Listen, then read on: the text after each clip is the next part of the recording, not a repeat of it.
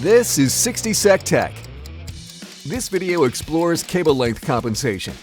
Long weld cable runs mean a voltage drop at the weld joint, and that means estimating how much to boost the voltage at the power source to compensate, or just settling for inaccurate voltage at the feeder or the remote.